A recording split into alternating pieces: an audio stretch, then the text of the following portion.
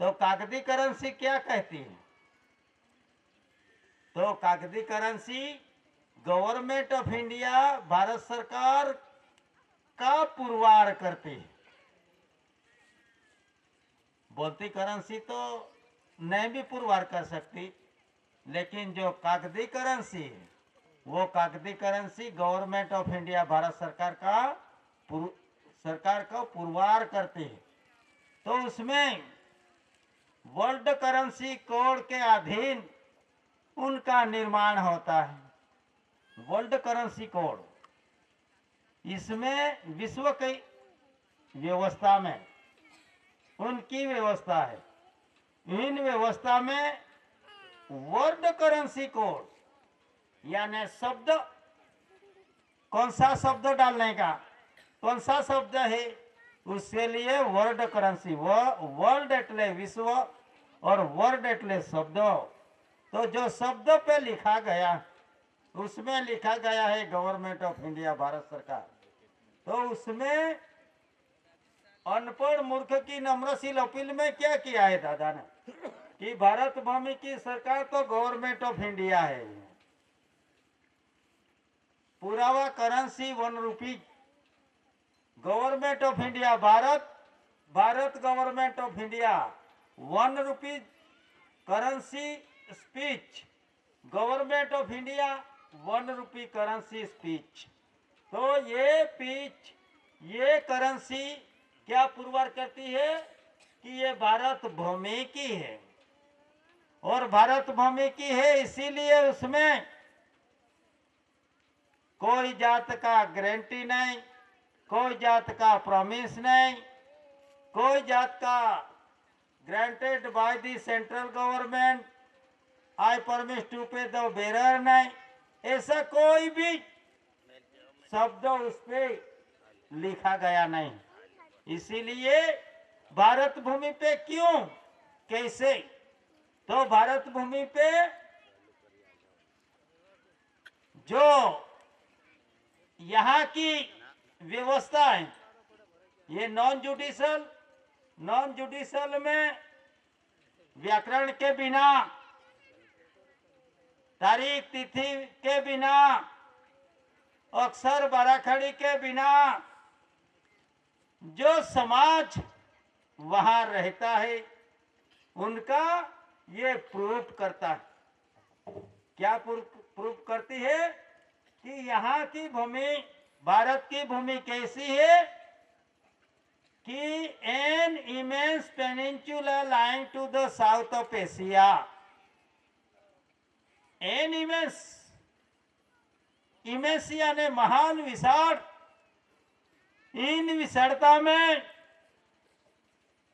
N immense peninsula lying to the south of Asia, तो दक्षिण दिशा में पड़ा हुआ जो द्वीपकल्प है, महान देश है, महान राष्ट्र है, वो कभी भी जीव आने का, जीव जाने की जो शरीर कंपैरिजन के साथ उनका पुरवार होता है, उसी तरह देश की व्यवस्था भी उसी तरह है। और उस देश में जो भी व्यवस्था है मनुष्य अवतार की, उसमें भी an immense peninsula lying to the south of Asia की इसमें व्यवस्था है कि जो जीव आता है वो जीव कहाँ से आता है, न पूर्व से, न पश्चिम से, न उत्तर से, लेकिन कहाँ आता है, दक्षिण दिशा में से।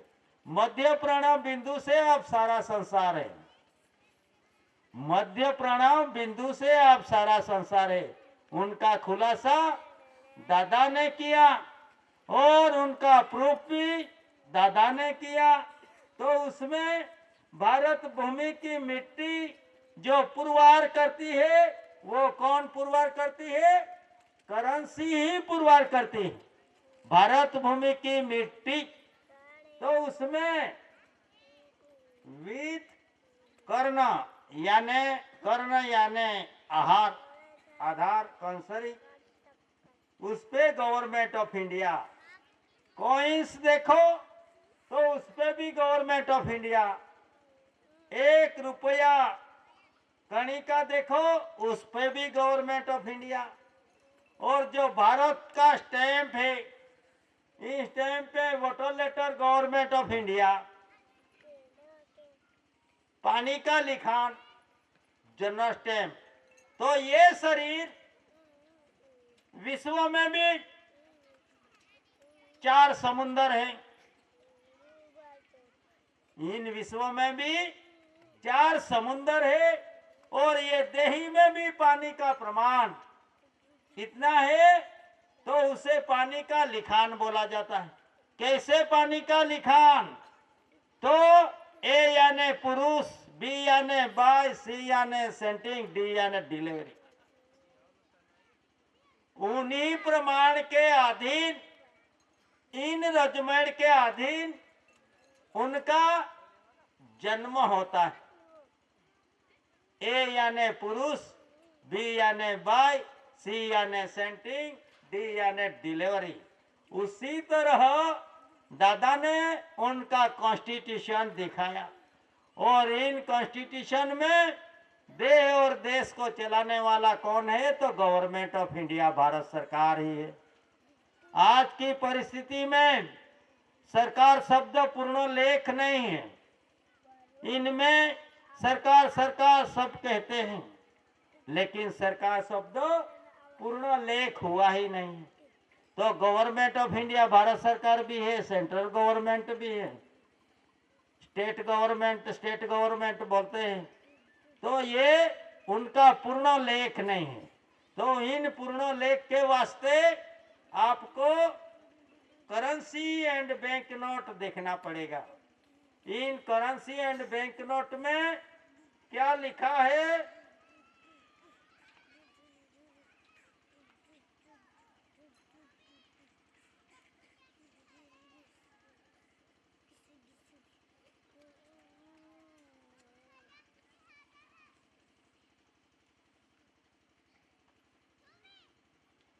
This note are now legal tender throughout India। कि जो this note are now legal tender throughout India, कि ये देश की कोने कोने में प्रचलित है, अमल भी है और अमली भी है।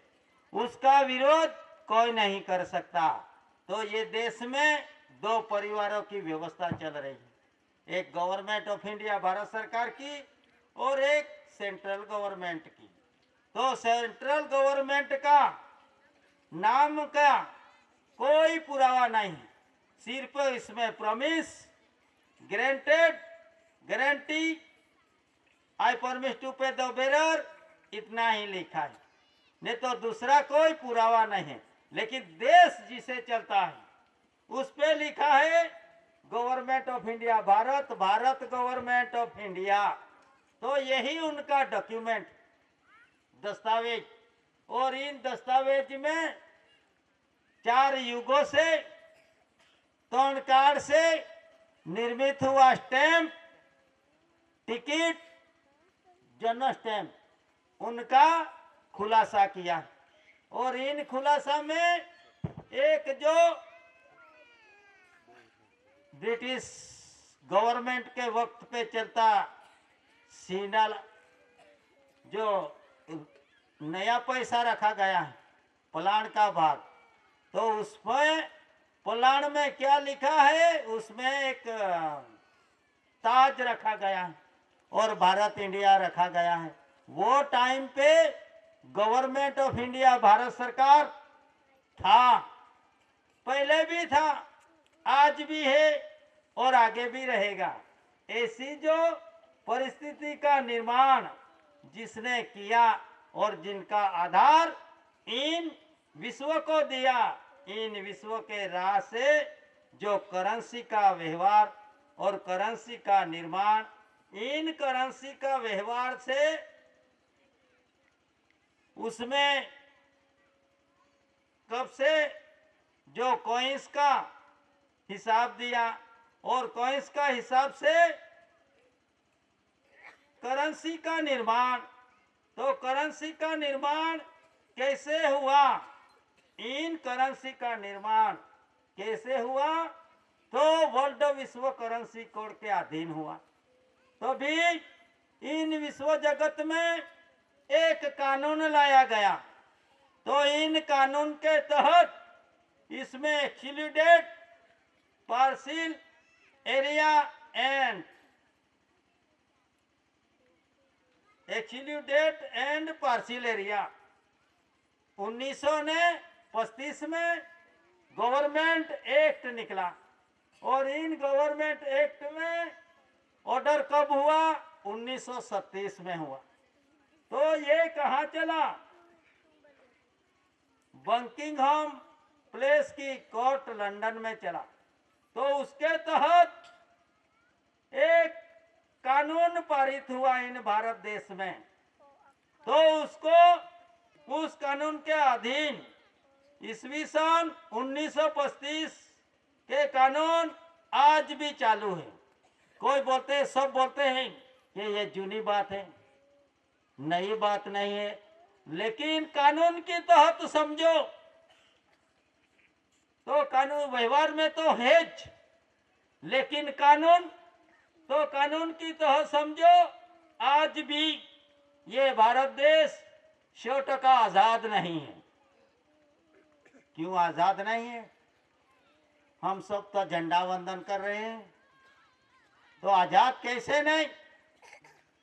फिर भी ये बोलता है, एक्ट बोलता है। तो उसमें ब्रिटेन की संसद में 1947 18 जुलाई को एक कानून पारित हुआ। कहाँ हुआ? भारत को आजादी देने के वास्ते कहाँ? लंदन की भूमि पे। भारत इंग्लैंड की भूमि पे उनका कानून का निर्माण हुआ। किसकी संसद में? इंग्लैंड की संसद में। इसमें Indian independent act, not India, क्या लिखा? इंडियन इंडिपेंडेंस एक्ट, यानी इंडियन इंडिपेंडेंस एक्ट एटले लोकशाही किसकी? इंडियन की, इंडिया की नहीं। तो उसमें इंडियन इंडिपेंडेंस एक्ट 1947 नाम का कानून पास किया गया। इन कानून में कायदा की कलम में उसमें एक की तहत ईस्वी सन 1947 की 15 अगस्त भारत में 2 स्वतंत्र डोमिनियन होगा। डोमिनियंस मीन्स क्या? तो डोमिनियंस दादा बोलते थे सब, उनका डोमिनियन क्या चीज है? तो पहले से ही उसमें जगवाई कर रखी थी कि भाई कौन सा, जब भारत देश को आजाद करेंगे तब तो उसमें 2 स्टेट रहेगा, तो भारत पाकिस्तान। डोमिनियन स्टेट यानी जो महासत्ता रहती है उनके नीचे रहकर शासन करने का, उनका नाम डोमिनियन स्टेट।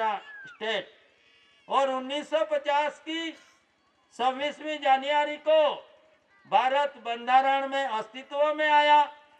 फिर भी ब्रिटेन की संसद ने ये कानून रद्द नहीं किया। तो कौन बोलता है कि आज ये कानून जूना हो गया?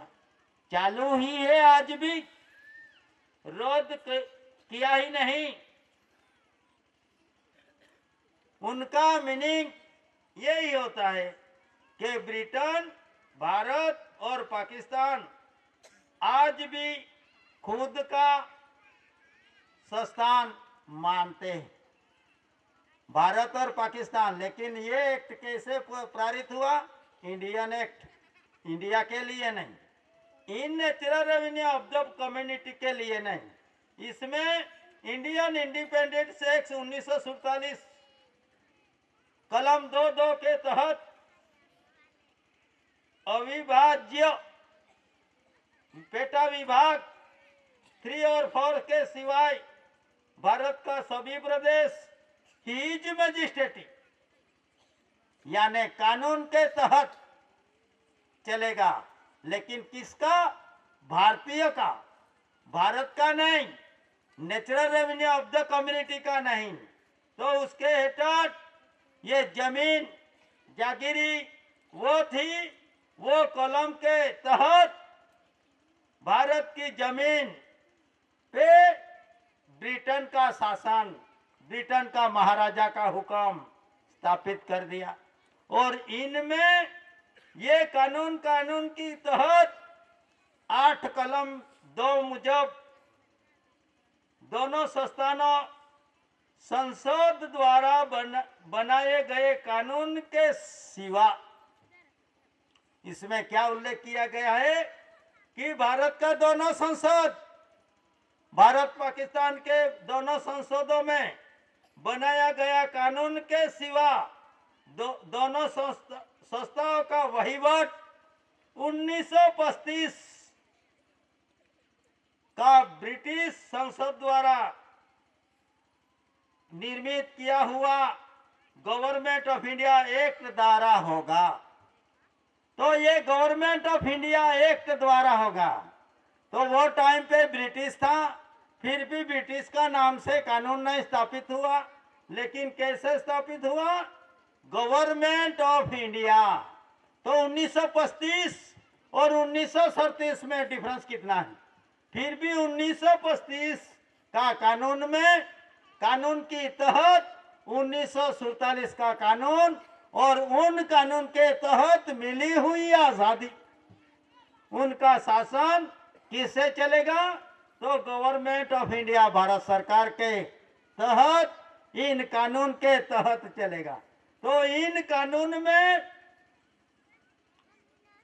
इंडिया, भारत की 1935 गवर्नमेंट ऑफ इंडिया, भारत सरकार, उसमें एक्सक्लूडेड पार्शियल एरिया अखिल आदिवासियों का क्या लिखा है उसमें कि जो एक्सक्लूडेड पार्शियल एरिया है, ये किसका है? Excluded partial area. आपने भी नहीं पूछा और किसी ने ना पूछा, लेकिन एक ऐसा पुरुष आया कि जिसने नख से सिख तक का अभ्यास जानने वाला पुरुष, उसने पूछा कि भाई एक्सक्लूडेड पार्शियल एरिया मीन्स क्या? तो एक्सक्लूडेड पार्शियल एरिया यानी स्पेशल एरिया। तो स्पेशल एरिया किससे आधार से? 91 एंड 92 कलम के तहत। तो ये 91 क्या है और 92 क्या है? 91 एक काना, 92 बाई का छिद्र, एक 91 पुरुष का छिद्र। उसके तहत एक्सक्लूडेड पार्शियल एरिया ये देही पे है, लेकिन देश में भी ये कानून के तहत एक्सक्लूडेड पार्शियल एरिया रखा गया। तो ये है एक्सक्लूडेड पार्शियल एरिया। तो ये एक्सक्लूडेड पार्शियल एरिया में कलम 36, कलम 36 क्या चीज है? तो 4 युग चले गया। इन 4 युग के गणित में भी जो आता है उनका टोटल 9 तो इन 9 के टोटल में 4 9 चौक 36। तो 36 में तीजा आसान और माता पिता 2 बाई और पुरुष का श्वासों का मिलन। उसी तरह जब माता पिता या बाई पुरुष जब भी स्पेशल अरेंजमेंट में रहता है, तब तीसरा व्यक्ति का कोई अधिकार नहीं रहता। उसी तरह ये देश में कलम 36 नॉट अप्लाइड। तो ये कार्य बिना अपील का है, अपील बिना का कार्य है, उस पे नो ऑब्जेक्शन है। तो कौन सा कार्य?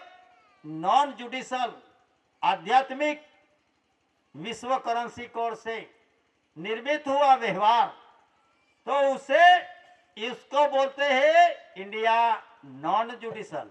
तो नॉन जुडिशल के तहत आपको भी आपकी बॉडी को रखना चाहिए। नॉन जुडिशियल तहत कुदरती व्यवहार अमली जीवन जीना चाहिए। तो जब आप 852 डिपार्टमेंट को जो मिंट में से दिया हुआ स्टार फॉर लायंस जो भी दस्तावेज के अधीन बना हुआ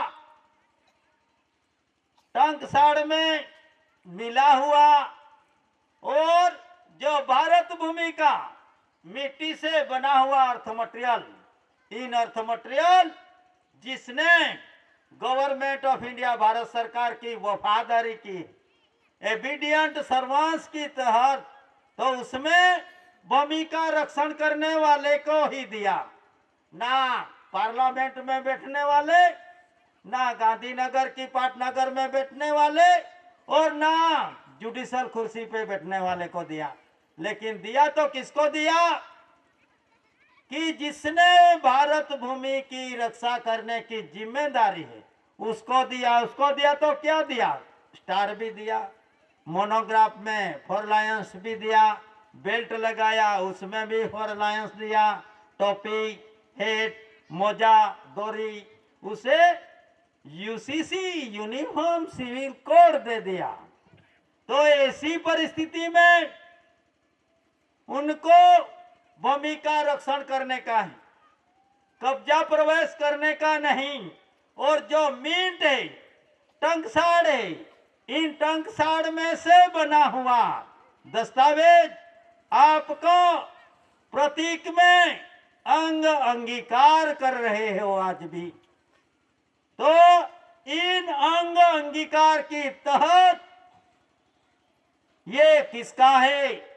आज की घड़ी में आपको उनका अभ्यास करना जरूरी है और खुलासा भी करना जरूरी है, क्योंकि ये जो अर्थ मटेरियल है, ये अर्थ मटेरियल, ये दस्तावेज पुरवार कर रहा है विश्व का। तो ये अर्थ मटेरियल किसका है? गवर्नमेंट ऑफ इंडिया भारत सरकार का। और ये प्रतीकों लगा गया है। तो प्रतीक के बिना आपका जीवन स्वतंत्र नहीं है। प्रतीक का प्रतिकार आप कर नहीं सको। इसीलिए जिसका मिंट, जिसका टंकसाड़ में मिला हुआ और जो प्रतीक का प्रतीक आप यूज कर रहे हो, उन यूज कर रहे हो, तो ये शांतमय रूलिंग में आता है।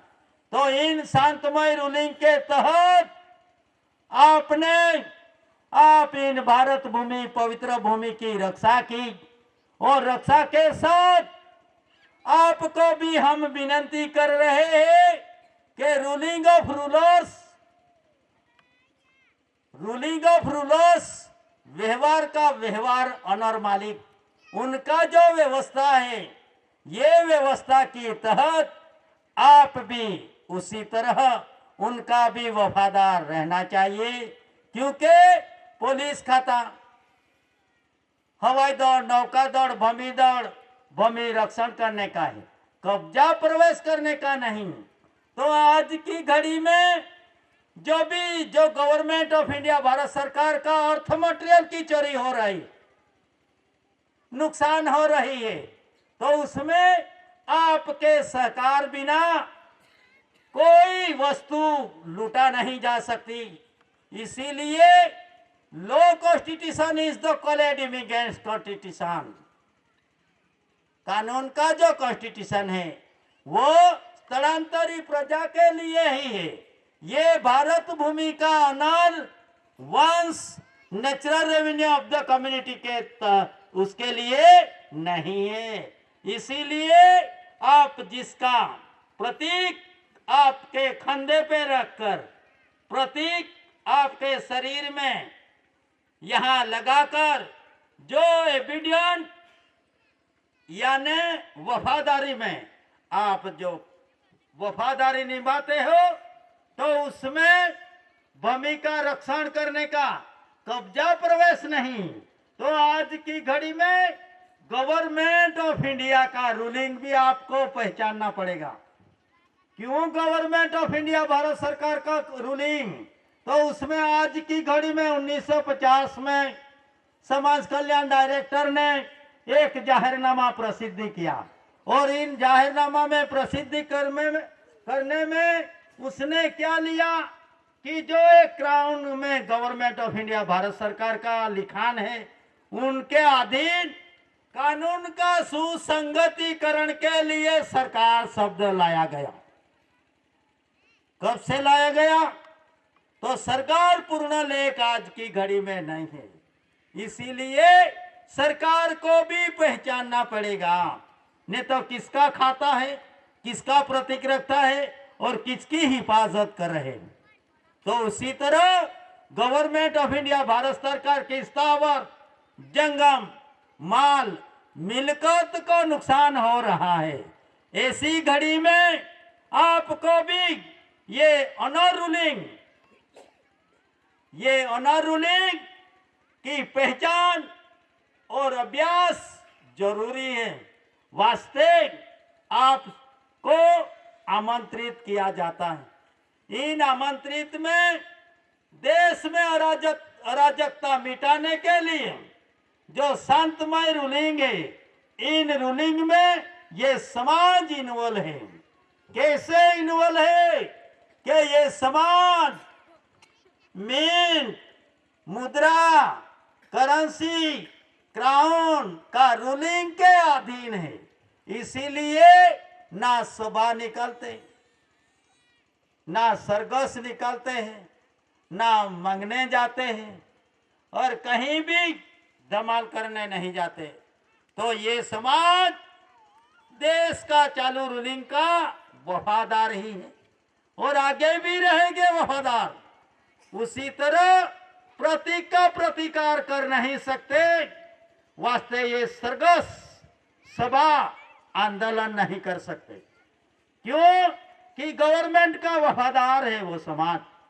और इसमें भी ये समाज 419 पेज के तहत natural revenue of the community government of India Bharat सरकार का कुटुंब परिवार और परिवार ही, ऐसा हम नहीं कहते। देश का कॉन्स्टिट्यूशन बोल रहा है, देश का व्यवहार बोल रहा है। और इन व्यवहार में कौन सा व्यवहार कि इंडिया नॉन जुडिशल। तो इंडिया नॉन जुडिशल मीन्स क्या? शरीर का घर्षण से निर्मित होता व्यवहार, उससे बोलता है नॉन जुडिशल। शरीर का निर्माण घर्षण से, तो शरीर कैसे घर्षण हुआ? खेत में जाओ तो भाई पुरुष है वो होड़ हाँकता है, भाई जो भी कहीं वनस्पति कुछ भी कचरा रहेगा तो वो बीनती है, तो वहां भी शरीर घर्षण होता है। और उसी तरह वो अन्न आहार पीती है और उनके तहत जीवन उनका निकालते हैं। और बचा हुआ आप जैसे आने वाले और जाने वाले को भी यही व्यवस्था पूरी पाड़ते हैं। ऐसे natural revenue of the community का तहत उनका जीवन है। इसीलिए उनको ना किसी आवश्यकता दूसरी, लेकिन उसको जीवन जीने के लिए जो धरती कुदरती रखी गई है उन धरती पे से स्थलांतर कर रहे हैं। तो ऐसी परिस्थिति का निर्माण नहीं होना चाहिए। क्यों कि कुदरत ने ये अखंड धरती बनाई है। इन अखंड धरती में कुदरती जीवन जीने के लिए कुदरती आधार रखा गया। तो उसमें दो भूमिका है। जो 3.1 के तहत जो बच्चा या बच्ची आती है, तो ये भूमिका माता की भूमिका, और एक भूमिका जो आने वाले सभी जीव जो रहते हैं ये धरती माता, ये दूसरी भूमिका। तो इस विश्व में दो भूमिका है, लेकिन एक भूमिका ऐसी है, सभी एनिमलों में यही व्यवस्था है, सभी जीवों में, सभी प्राणियों में यही व्यवस्था है, नर और मादा की व्यवस्था है। तो इसी तरह उसमें भी नर और मादा तो नर और मादा में जो एक धरती है वो सभी के पास, जिसकी उसकी धरती जिसके उसकी पास ही रहती है। क्या रहती है? दो धरती में से जिसकी उसकी जो धरती रहती है वो जिसकी उसकी ही रहती है। और एक है रेवेन्यू भूमिका, कि भाई जो भूमिका पे से आए हुए जो जीव है वो जीव को ठहरा देने के लिए, तो ये एक रेवेन्यू भूमिका, एक माता की भूमिका और एक रेवेन्यू भूमिका। तो रेवेन्यू भूमिका का डॉक्यूमेंट देखो, ये किसकी निकली? तो रेवेन्यू भूमिका, ये रेवेन्यू भूमिका। तो उसके लिए रेवेन्यू टिकट का भी अभ्यास करना पड़ेगा आपको, और रेवेन्यू टिकट का अभ्यास करके उसमें ये जो रेवेन्यू भूमिका पे क्या लिखा है, तो उसमें भारत राजस्व रेवेन्यू इंडिया ही लिखा गया। तो रेवेन्यू भूमिका जिसकी इसकी नहीं है, लेकिन किसकी है? गवर्नमेंट ऑफ इंडिया, भारत सरकार की निकली। तो जमीन भारत सरकार की है, तो सरकार को सुपुर्द कर दो। पैसा सरकार का है, तो सरकार को अदा कर दो, क्योंकि उसमें वचन है, इसीलिए अदा करने की आवश्यकता है। तो इसमें जो रेवेन्यू भूमिका है, इन भूमिका में रेवेन्यू यानी रहने का, प्रोडक्शन, उत्पन्न, उत्पत्ति, सभी जात का, वो उसको रेवेन्यू बोला जाता है। और इसमें चक्र रखा गया है, चक्र। अभी तो फॉरलाइंस रखा गया, पहला ये चक्र रखा था। तो ये चक्र यानी क्या? तो आज की इमिग्रेंस एक्ट में जगवाई है भाई वीसा, लैंडिंग परमिट, सेटल भूमि, दाखल दाखला। तो ये चक्र रखा 24 आरा वाला, तो उसमें, और जो फॉरलाइंस रखा है उसमें भी नीचे चक्र रहता है। तो इन चक्र में 24 आरा का बंधन में, तो ये 24 आरा क्या चीज है? सेटल भूमि, दाखल दाखला ही है। तो कोई भी आए तो सेटल भूमि, दाखल दाखला पूछे तो यही रेवेन्यू दिखाओ, क्योंकि रेवेन्यू पे ही है सेटल भूमि, दाखल दाखला। 24 तास बंधन में, किसका बंधन में? रेवेन्यू का बंधन में। इसीलिए उस पे लिखा भारत राजस्व रेवेन्यू इंडिया। तो गवर्नमेंट ऑफ इंडिया, भारत सरकार का वफादारी में रहना पड़ेगा, और उनका रूलिंग चलता है, ये रूलिंग के तहत आपको भी रहना पड़ेगा। इसीलिए रेवेन्यू सर्व का वरिष्ठ, सभी कानून रेवेन्यू का अंडर में, और आदेश, गेजेट, ये सब किसके अंडर में? रेवेन्यू का अंडर में है। इसीलिए ये भारत भूमि का सेटल भूमि, दाखल दाखला, हम अखिल आदिवासी अनाज काल पूर्वी से रहने वाला, और मेरे पास वीजा नहीं, लैंडिंग परमिट नहीं, सेटल भूमि, दाखल दाखला नहीं है, वास्ते मैं विदेशी नहीं हूं, इसीलिए दोषी नहीं। तो दोषी नहीं है, वास्ते ये कानूनी में, और जो भी गेजेटेड में आपको मुक्ति मिली। ये मुक्ति मिलने का प्रथम दर्शनीय पुरावा उनमें 419 पेज पे natural revenue of the community को नो टैक्सेशन का तुर्तूत किया गया है, उल्लेख किया गया है। इन उल्लेख के तहत ये समाज का जीवन, इसीलिए इन समाज को पवित्र व्यवहार के तहत आपको भी इन पवित्र स्थिति में रहना पड़ेगा। 1931 की परिस्थिति में से आज दिन तक ये समाज को कहीं नुकसान हो चुकी है। क्यों, कैसे नुकसान? तो विश्व में जब 1931 में बस्ती गणती, तो उसमें 1931 में ऐसी परिस्थिति निकली कि भाई ये आदिवासी रह गए थे गिनती में, तो रह गए। तो विश्व ने सभी को बोला को आदिवासी भारत में रहते थे, वो कहाँ चले गया? तब सभी को ऐसा लगा कि आदिवासी तो है, लेकिन उनकी वस्ती गिनती हो नहीं रही। कि यही नहीं, तो 1931 में जब 700 राजा रजवाड़ा का शासन चल रहा था, वो टाइम पे यहाँ का प्रतिनिधि ने क्या किया कि भाई उसको, ये समाज को 6 करोड़ की गिनती में से कौन सा करोड़ में समावेश किया जाए। तो उसी तरह राजत्व में पड़ा। तो वो टाइम पे उसमें राजा का जो प्रतिनिधि था, वो राजा का प्रतिनिधि का अभिप्राय लिया। तो अभिप्राय में क्या लिया? आज भी अभिप्राय चल रहा है, ठराव सम्मति अभिप्राय आज भी चल रहा है। तो वो टाइम पे भी अभिप्राय लिया, और अभिप्राय में लिया, क्या लिया कि भाई ये समाज, ये जात किसको मानती है?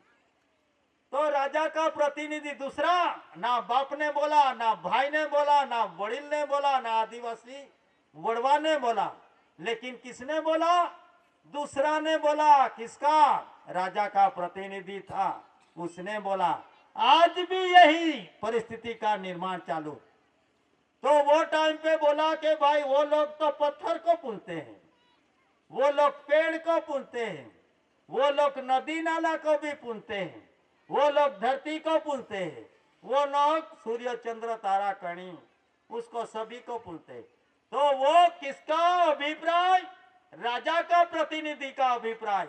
वो अपना कुटुंब का नहीं था,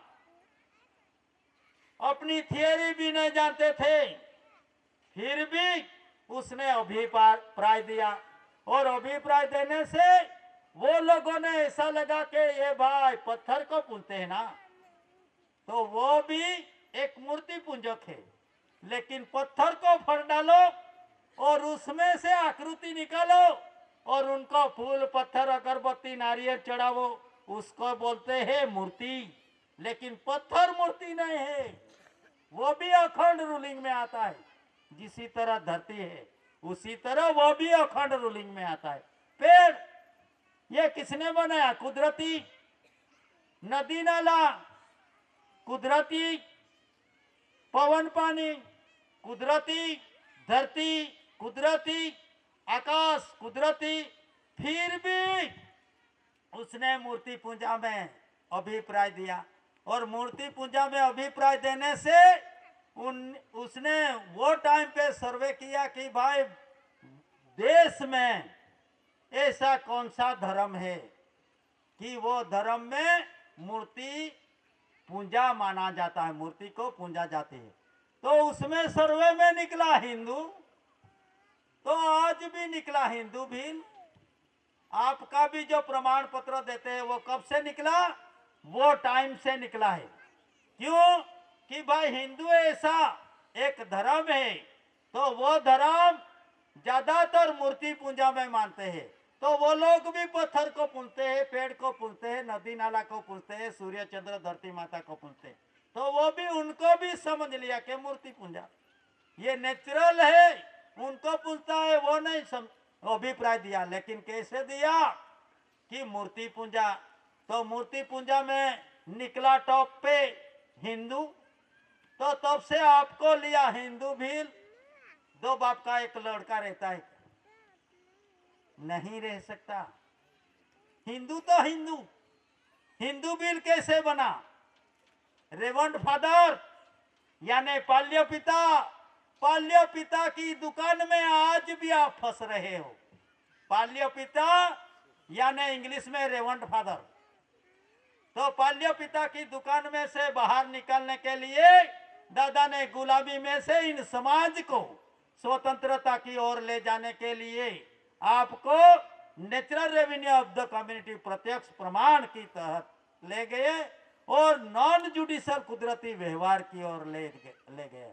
आज की परिस्थिति में भी क्या रखा है कि भाई ये लोगों का आदिवासी समाज, उनका जीवन कैसा है, कैसा चलाता है, उनका रिपोर्ट किसको दिया? महामहिम जी गवर्नर, उसको दिया गया।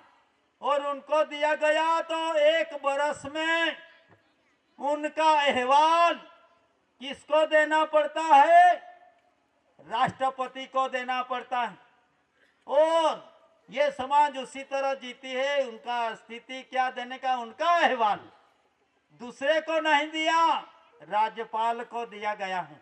और उनका अहवाल भेजकर 342 कलम के तहत इन आदिवासियों की सामाजिक, शैक्षणिक सुरक्षा पूरी पड़ने के लिए जिम्मेदारी राष्ट्रपति की और गवर्नर की ही। कौन सी कलम के तहत? 342 कलम। इन 342 कलम के तहत आज भी रक्षा नहीं हो रही। इसीलिए बच्चे को पढ़ाने के जाओ तो भाई आधार कार्ड लाओ, कोई कार्ड लाओ। ऐसी परिस्थिति में बच्चे को नुकसान हो रही, और इन बच्चे को नुकसान हो रही है तो इन बच्चे को तहत आर्टिकल भारत के बंधारण में उनका तरतूत किया गया है। 21 एक कलम में यही तरतूत किया गया है कि भाई 1 से 14 तक का जो भी चिल्ड्रन बच्चा है, इन बच्चा को मुफ्त शिक्षण देना चाहिए। तो मुफ्त में कैसे आ गई ये? आज कैसी निकली है? कैसी आईडी निकली? तो ये आईडी वॉलंटरी है, मैंडेटरी नहीं। मर्जियात है, फर्जियात नहीं। फिर भी दर स्कूल में आज बमबराड़ा हो रहा है। तो उनकी क्या आवश्यकता? ये समाज को तो शैक्षणिक, सामाजिक क्षेत्र सुरक्षा पूरी पाड़नी है। तो ये आवश्यकता की क्या आवश्यकता? और बहनों सब बोलते हैं कि बहनों को मुफ्त शिक्षण, मुफ्त शिक्षण। तो मुफ्त शिक्षण है तो मुफ्त शिक्षण दो। तो उनके पास 17 कार्ड मांगने की क्या आवश्यकता? क्यों जरूरत गिरी? शिक्षण देने का है तो शिक्षण दो। तो उसी तरह नुकसान आपको 1931 से हो रहा है। तो आज भी इन भारत भूमि में बस्ती गणतरी आ रही है। तो इन बस्ती गणतरी में दूसरे का अभिप्राय से, जिसी तरह 1931 से आपको आज दिन तक सहन करना पड़ा, अनुसूचित जनजाति जब चाहे वहां नाम बदलना, ऐसी जो परिस्थिति है, इन परिस्थिति में से उगारने के लिए सावचेती रखने की आवश्यकता आपको आज की जरूरत है। और इस जरूरत में एक आया यूसीसी कानून। तो यूसीसी कानून में क्या लिया? Traditionally benefit. तो ट्रेडिशनली बेनिफिट में ऐसी अराजकता है कि भाई पुरुष का तो ड्रेस एक ही होगा, लेकिन इन भारत भूमि का आदिवासियों की स्थिति में तुम टप्पा टप्पा अंतर अंतर पे जाओ तो बायों का जो परिधान है वो परिधान बदलता जाता है। हमारे इधर की बहनों का परिधान देखो तो कहीं का अलग मिलेगा। 10-15 माइल चले जाओ तो वहां का परिधान अलग अलग जाएगा।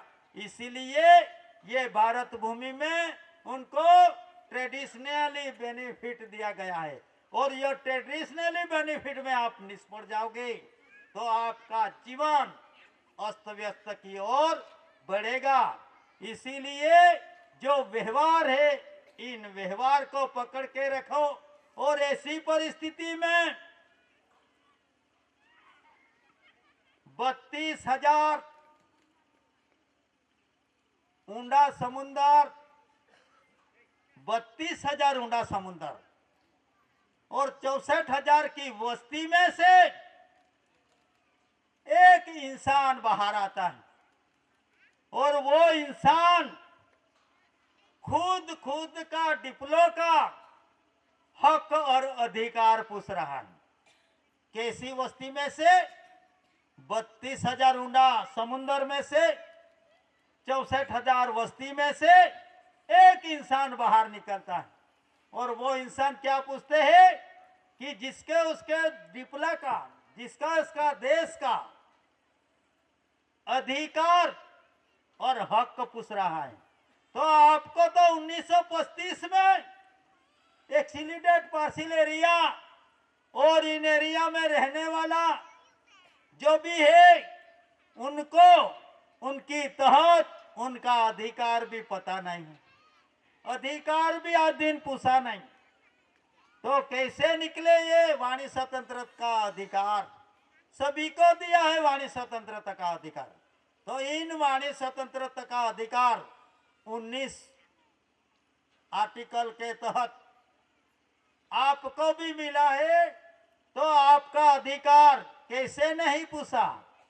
तो आज की परिस्थिति में अराजकता का निर्माण होता है, फिर भी नहीं कोई पूछ सकता। क्यों? कोई इतना तो पूछो। तो भाई एक्सीडेंट पार्सिल एरिया तो कहाँ है? आपको पता है कि नहीं पता? तो ये तो पूछो। ऐसी परिस्थिति में आपका भी दृढ़ निर्णय और व्यवहार की ओर दृढ़ता, निकटता और वफादारी होनी चाहिए। नहीं तो एक गली में भटकने वाला, मजूरी करने वाला छोटा बच्चा जब लंदन की धरती में, वेलिंगटन में जब घूमता था मजूरी करते करते, तो वो टाइम पे म्युनिसिपालिटी का घड़ियाल बजता था, वच। तो वो घड़ियाल बजता था और वो काम करता था बच्चा। तो वो बच्चा काम करा तो उसने सुना टन टन टन, तो आवाज तो आता था टन टन। तो ये बच्चे के मन में क्या हो गया? तो वो कहाँ बसता है? म्युनिसिपालिटी का। तो वे बच्चे ने दृढ़ निश्चय कर लिया कि turn turn Wellington lord of the mayor son, मैं भी एक दिन ऐसा लॉर्ड मेयर सन, मेयर तो लंदन की भूमि का मेयर मैं भी एक दिन बनूंगा। तो ऐसा दृढ़ निश्चय किया। तो उसने turn turn Wellington lord of the mayor son, मैं भी एक दिन, किसके अधीन? वो घड़ियाल बजता था टन टन, यही आवाज पे से उसने निर्णय कर लिया और वो बच्चा एक दिन मेयर सन बन गया था, गली में भटकने वाला। ऐसी परिस्थिति नहीं है कि श्रीमंत ही वहां जाते हैं। तो भाई ऐसी परिस्थिति में भी आपको मैं एक एग्जाम्पल दे रहा हूं कि जो एक सद्गुणी परिवार, वो टाइम पे राजा दशरथ का परिवार को सद्गुणी परिवार मानते थे। तो इसमें एक कैकेयी का जन्म हुआ। कैसा? सद्गुण में एक दुर्गुणी का निर्माण हुआ। तो ऐसा नहीं कि सद्गुण में सद्गुणी ही पैदा होता है, लेकिन रावण था, रावण, उनका तो कारनामा सब ऐसे बोलते थे, लेकिन वो भी एक शक्तिशाली पुरुष था। फिर भी उनका कारनामा राक्षस की नाम से बोला जाता है, खराब नाम से विचारा जाता है। तो उसमें अच्छा गुण वाला एक कौन सा जन्म हुआ? विभीषण का जन्म हुआ। तो वो सच्चा में सच्चा जन्मता है, ऐसा ही नहीं है। तो आपको भी ऐसे लगेगा कि आपकी स्थिति ऐसी है कि जगह आगे रहेंगे, फिर भी आप पीछे ही जाओगे, बैठने के लिए आगे नहीं आओगे। तो यही मानस आपको व्यवहार के अधीन दूर करना पड़ेगा, और दूर करना पड़ेगा इसमें नॉन जुडिशियल व्यवहार के तहत ही स्वनिर्भरता, स्वरक्षण, आत्मबल की ओर बढ़ोगे। नहीं तो फिर आप स्वनिर्भरता, स्वरक्षण के इसमें भी निष्फल जाओगे, तो आपका जीवन भी निष्फल जाएगा। तो इसी तरह जो आधार है कुदरती, वो आधार का आधार लेते चलो, नहीं तो फिर आप जो मुर्गा है ना, मुर्गा उसको भी खा गए ना। टाइगर का तो खा गए, लेकिन आपके घर में जो रहने वाले जीव उन मुर्गे को भी खा गए। और मुर्गा खा गया ना, तो आपको कितने बजे उठने का ये दिक्कत किस पे लगी? घड़ियाल का अलार्म रखने की आवश्यकता पड़ी। नहीं तो जब तक मुर्गा था तब तक वो मुर्गा बोलता था, तो आपका वडील इन मुर्गे का पुकारने से, बोलने से वो उनका खेत में काम किया जाता था। लेकिन आज तो बनावटी, जब सो गए अलार्म रख के और जो पावर खलास हो गया, तो फिर जैसे सोते थे वैसे सो गए, आपका काम भी रखड़ गए। इसी तरह जो कुदरती आधार है, वो कुदरती आधार नासीवंत नहीं है, तो नासीवंत जो वस्तु नहीं है उनकी ओर प्रणय करने के लिए दादा ने कुदरती आरती दी है कि पितु पदे आवागमन किया, पितु मुखी नहीं हुआ। नहीं हुआ तो कहां जाओगे? यही प्रमाण आपने नहीं देखा, इसीलिए कोई वडील, कोई अक्लधारी, कोई संस्कारी, कोई अगम निगम का जानकार पुरुष के पीछे आपको भी रहना पड़ता, नहीं तो फिर अपन झगड़ते ही जाएंगे। तो झगड़ा ये जुडिशियल में, सत्यमेव जयते में लड़ाई का कोई प्रश्न नहीं होता है। तो फिर भी यहाँ छोटी बड़ी, गांव में भी झगड़ा, शहर में भी झगड़ा, देश में भी झगड़ा और विश्व में भी झगड़ा। तो ये झगड़ा का मूल कारण कहाँ है? तो झगड़ो मत, ये समाज एक है, natural revenue of the community है, गांव एक है, तो गांव में भी झगड़ा मत डालो, उनका बीज भी मत डालो। क्योंकि झगड़ा का प्रमाण ऐसा है, आज की परिस्थिति में दो सुधारने के निकले हैं। ये समाज को दो परिवार है वो सुधारने के निकले हैं, एक परिवार राजकारण और एक परिवार धर्म कारण। ये सब बोलते हैं हम आदिवासी को सुधारने के लिए निकला है, उनका आधार रही है। तो सुधारने के निकले हैं, उसमें जो झगड़ा है वो झगड़ा सही झगड़ा नहीं, उसमें कैसा बनावटी झगड़ा, तो वो झगड़ा का अंत नहीं आता। तो कैसा झगड़ा? तो बकरी निकली 4, घर में बकरी थी 4, मेरे जैसे कोई पॉक्समैन अपॉक्समैन है, कई कोई रहते हैं ना, तो उसी तरह कितनी बकरी? सही में 4 बकरी, नंबर गिराया कितना? 5 गिराया, तो घर पे गई बकरी तो 4 ही निकला, और बूम पाड़ा कि भाई मेरे 5 बकरी थी। तो ये 5 बकरी में से 1 बकरी नहीं है, तो कौन खा गया होगा? तो दिखा दिया जिसके साथ वेरझेर होगा उसको बोल दिया कि वही खा गया होगा। तो सब झगड़ा उनकी तरह। तो ऐसा जो झगड़ा है वो झगड़े में भी मत पड़ो, आप natural revenue of the community की तहत जीवन जियो, उसमें झगड़ा का प्रमाण नहीं आता। तो ये झगड़ा ऐसा है कि वो नहीं निपटाएगा, क्योंकि बकरी ही 4 थी, नंबर पढ़ने वाले ने गलत किया तो उनका शिकार आप जैसे समाज हो गए। इसीलिए अराजकता इन भारत भूमि में नहीं, विश्व में अराजकता हो गई है। इसमें विश्व की अराजकता में विश्व का विकास के नाम से कहीं एक आदिवासी को सकड़ी परिस्थिति हो गई है। इन सकड़ी विश्व की विकास की आग में यही आदिवासी समाज समा गया। आज देखो विकास के नाम से ये केवड़िया कॉलोनी देखो कितना विकास हुआ है, लेकिन जमीन किसकी? तो सरकार की। उसमें उपभोग करने वाला आदिवासी समाज था, उसको स्थलांतरित किया तो जहां गया होगा वहां भी वो साकड़ा हो गया। इसी तरह विश्व की विकास की आग में आदिवासी तो हमाया है, लेकिन विश्व सब साकड़ा हो गया। इन सकड़ी परिस्थिति का निर्माण पुनः निर्माण ना हो सके, इसीलिए आपको भी जो हम देते हैं आवो, हमारे पास चले आवो, ऐसे को आपको भी पहचानना पड़ेगा। तो दादा ने ये प्रॉपर्टी क्रेडिट का खुलासा किया। तो प्रॉपर्टी क्रेडिट ये कागज पे नहीं है, प्रॉपर्टी क्रेडिट ये खेत में।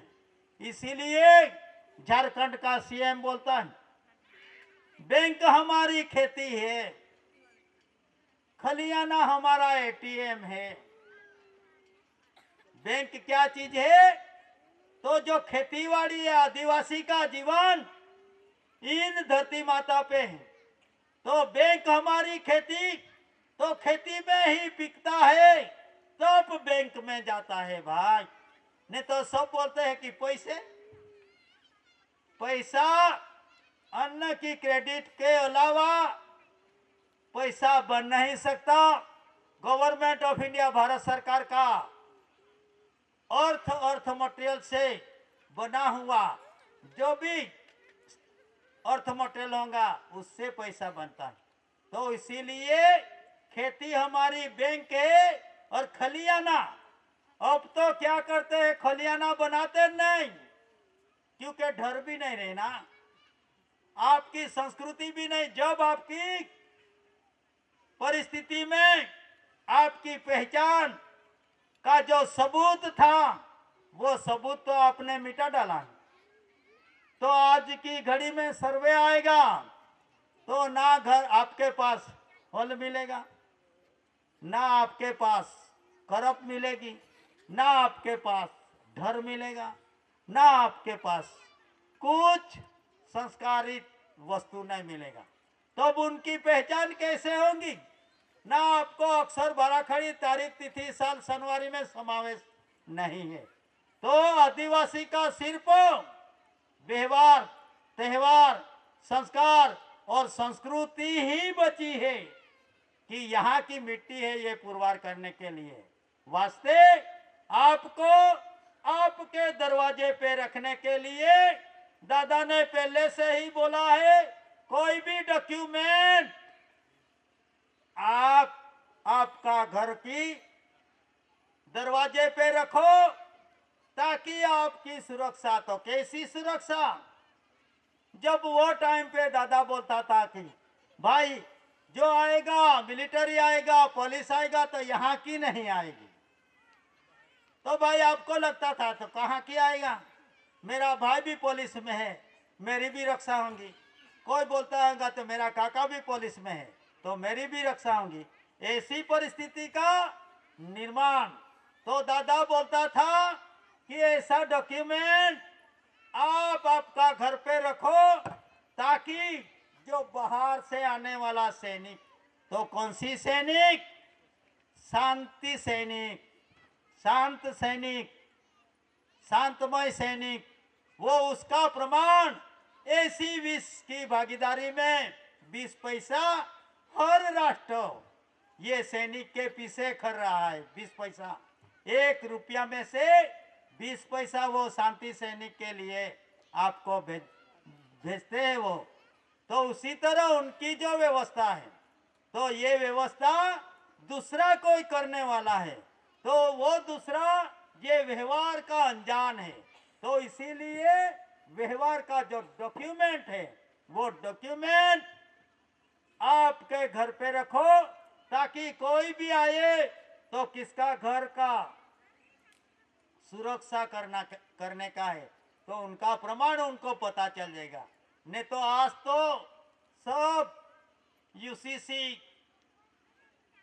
एनआरसी, ऐसी परिस्थिति में आपको तो मुक्ति मिली है, लेकिन मुक्ति मिली है फिर भी परीक्षा देना पड़ेगी। कैसी परीक्षा देना पड़ेगा? तो व्यवहार की परीक्षा। तो व्यवहार की परीक्षा में आप फेल नहीं हो जाओ, इसीलिए ये डॉक्यूमेंट है और कुदरती व्यवहार का दस्तावेज रखो, नहीं तो फिर कोई 6 कोड में ना चले जाए, कोई 7, 9, 14 भाषा वाले के साथ चले ना जाए। इसीलिए ये एक परीक्षा है, परीक्षा। तो जीवन की परीक्षा में इतनी कठिन पेपर गया है, बोले कि जो मेरे जीवन की परीक्षा थी इसमें इतना पेपर कठिन गया हूं। तो कैसे कठिन गया, उनका कारण क्या रहा? तो उसने क्या बोला कि भाई मैंने तो मेरा भाई है, मेरा धर्म है, मेरा राज है, मेरा पक्ष है और लागड़ी वश होकर उनका अभ्यास किया था, लेकिन पेपर किसका निकला? व्यवहार का निकला। इसीलिए जीवन की जो परीक्षा में हम फेल हो चुके। तो ऐसी परिस्थिति में पुनः परीक्षा देने के लिए तैयार रहना पड़ेगा। किसी की तरह ना लागड़ी का ना किसी का, लेकिन व्यवहार का। तो व्यवहार वस्तु क्या है? व्यवहार को कानून नहीं लगता, व्यवहार को धर्म नहीं लगता, उसको बोलते हैं व्यवहार। तो 3.1 पद्धत ये भी एक व्यवहार है। तो उनको कानून कानूनी कायदा लागू नहीं पड़ता, उनको धर्म नहीं लागू पड़ता, फिर भी बच्चे का आना जाना चालू। तो उसको ऐसी परिस्थिति में जो कुदरती व्यवहार का आधार है, वो कुदरती व्यवहार का आधार लो और इन आधार के तहत आपका जीवन और आपकी परिस्थिति में साथे रहो, नहीं तो फिर झगड़ा। आज तो कैसी परिस्थिति, जब भारत देश अखंड था वो टाइम पे बांग्लादेश का, पाकिस्तान का अलग होना पड़ा। तो वो टाइम पे भी अराजकता थी। 2 भाई साथ में जीते थे, अच्छी तरह जीते थे, खेत में अच्छी तरह से काम करते थे, लेकिन उनका व्यवहार से शादी हुई, शादी हो गई। तो फिर पहले तो भाई भाई अच्छी तरह जीते थे, लेकिन शादी हो जाने से भाई भाई के बीच में नहीं बना। भाई भाई के बीच में बनता है, लेकिन भाई भाइयों के बीच में नहीं बना। तो उसे लिए उनकी प्रॉपर्टी क्या थी? एक घर था, और उनका बापूजी ने क्या निभाया था? एक भैंस, क्या बोलते हैं, आमा ही मोहड़ी आता है। तो ये भैंस एक ही थी, लेकिन अब भी भाई भाई का नहीं बना। भाई भाई का बना था तो अब तक तो एक ही साथ में दूध निकाल के पीते थे, खाते थे। लेकिन भाई भाई आने से वो उनका हिस्सा हो गया। एक भैंस 2 भाई के बीच में बेचने का, बांटने का। तो वो टाइम पे क्या हुआ भाई, हिस्सा पड़ गया। कैसा हिस्सा पड़ गया? पीछे का भाग एक भाई को, आगे का भाई एक भाग को। तो पीछे वाला तो दूध निकाल के खाता था, और उनका बच्चा का गाल भी टमाटर जैसा, उनका भाइयों का गाल भी टमाटर जैसा, और जो चुंदड़ी साड़ियां थी वो भी एक अलमस्त। किसका? कोई मेहनत बिना, जिसका दूध दूने का वो हिस्सा वाला का। उनका परिस्थिति अच्छी निकली। आज भी वैसी परिस्थिति है, आपकी भी परिस्थिति वैसी, तो उसमें से भी बाहर निकलो। तो ऐसी परिस्थिति में दूध खाने वाला तो स्ट्रांग हो गया, मजबूत हो गया, सब वो मजबूत, पैसे टके से भी मजबूत, शरीर से भी मजबूत। लेकिन एक को आगे का भाग आया था, उनको तो चारा खिलाना पड़ता है। तो चारा खिलाते खिलाते उनका देह ऐसा हो गया, चलने के भी उनको ताकत नहीं। ऐसी परिस्थिति में आखिरी में एक वडील मिला और वो वडील उनको बोलता था कि भाई आप क्यों रो रहा है, आपकी स्थिति क्यों ऐसी हो गई है। तो वो बेचारा बोलता था रोते रोते, क्या कहूँ दादाजी, हम दो भाई थे, वो टाइम पे हमारा अच्छा था, घर में दो भाइयों ने शादी की और बायो आई, तो बायो आई तो हमारी एक ही प्रॉपर्टी थी बाप की, वो क्या थी, भैंस। तो भैंस थी, उनके दो भाग पड़ गया, पीछे का भाग एक भाई को गया, आगे का भाग मेरे भाग में आया। तो मैं ये चारा काट काट कर मेरी परिस्थिति ऐसी हो गई है और हमारे बच्चे के भी परिस्थिति ऐसी हो गई है, इसीलिए मैं रो रहा हूँ। तो ये वडील था, पगड़ीधारी दामोदादा जैसा हूँ, वडीलधारी और हाथ में डांग धारी। उसने बोला, तो भाई मेरी अक्ल को आप स्वीकारोगे। तो वो तो बेचारा ऐसा था, उसको हाँ के अलावा दूसरा नहीं। तो उसने हाँ कर दिया कि भाई मेरी भी आखिरी जिंदगी की घड़ी चल रही है ऐसा लगता है, तो मैं भी आपकी अक्ल से चलूंगा। तो उसने, वो वडील ने क्या बोला कि भाई जब वो दूध दुएगा, दूध निकालेगा, वो टाइम पे आप भी चारा डालो और चारा डाल को लकड़ी लेके खड़ा रहना, ऐसी लकड़ी लेके खड़े रहने का। जब वो दुएगा, दूध निकालेगा, तब आप उनकी भैंस की कान पे फटकार फटाक फटाक फटाक मार। तो फिर वो आगे से मार दिएंगे, मारेगा तो वो स्थिर थोड़ी रहेगी। तो वो तो दूधने का लिए दूध नहीं निकाल सका वो दिन। ऐसा चला दूसरा दिन भी, तो दूसरा दिन भी उसने ऐसा किया। वो जब दूध निकालने के वक्त पे आया ना, तो चारा डाला और लकड़ी लेके आया और चारा डालते ही वो जैसे दूध निकालते ऐसे उनके कान पे लगाने लगा, फटाक फटाक फटाक लाकड़ी से। तो फिर तीसरा दिन आया, तीसरा दिन में तो वो पीछे वाला भाग वाला हिस्सा वाला क्या बोलता था, ए भाई तू क्यों मार रहा है, ऐसा क्यों कर रहा है। तो उसने बोला ये मेरे भाग की है, मैं कुछ भी करूं। तो फिर पांचवें दिन पे दस्ती हुई, चौथे दिन पे दस्ती हुई कि भाई अभी थोड़ा थोड़ा खाएंगे, लेकिन ऐसा मत करो। इसी तरह जो वडील रहते हैं, वडील युवा युवतियों को मेरी विनती है कि जो वडील की अक्ल वो वडील ही रहता है। इसीलिए आप पढ़े लिखे बैरिस्टर होगा तो भी संस्कार संस्कृति का निर्माण में से आप फेल हो जाओगे, व्यवहार में से आप फेल हो जाओगे। इसीलिए वडील वडीलों का मिला हुआ वारसा उसको बोलते हैं सक्सेसिवली एबडनमेंट। पेढ़ी दर पेढ़ी का वारस आप है, तो जो पेढ़ी दर पेढ़ी का जो व्यवहार है उनको अंग अंगीकार करके अमल अमली जीवन जीना चाहिए। नहीं तो कर्नोलॉजिकल टेबल के तहत किसी की मिलकत कोई दूसरा ले नहीं सकता, फिर भी आप इस विश्व जगत में अराजकता का निर्माण हुआ है।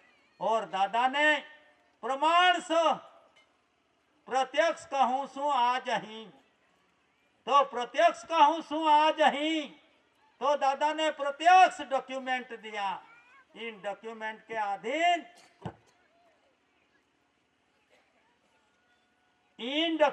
अधीन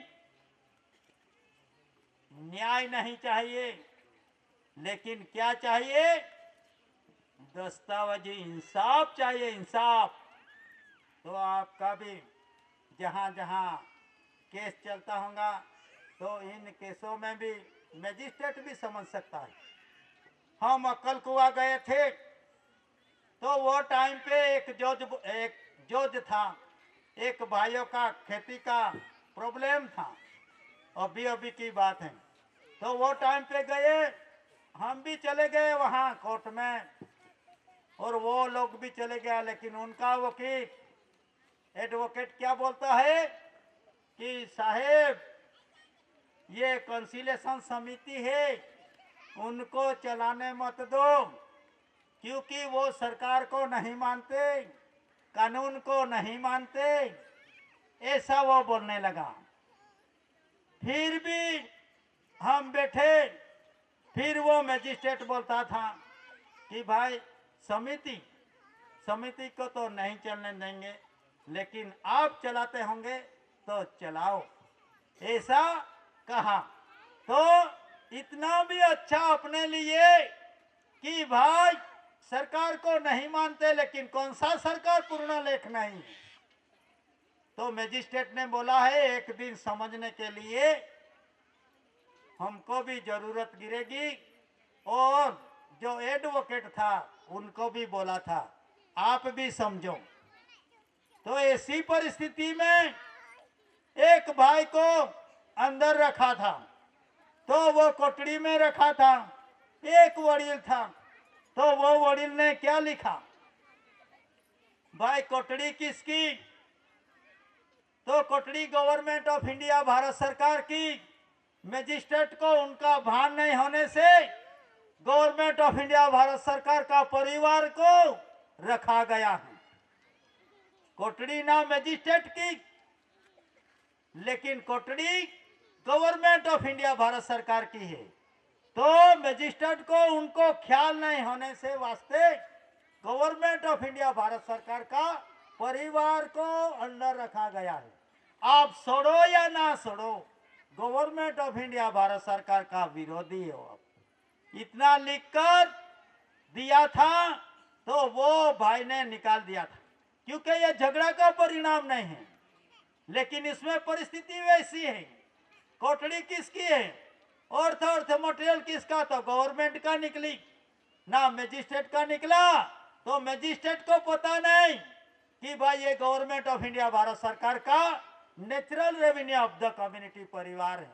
तो इसी तरह आपको भी आपका पहचान अनाज काल पूर्वी से अनंत काल से चलता हुआ हैविंग नो बिगिनिंग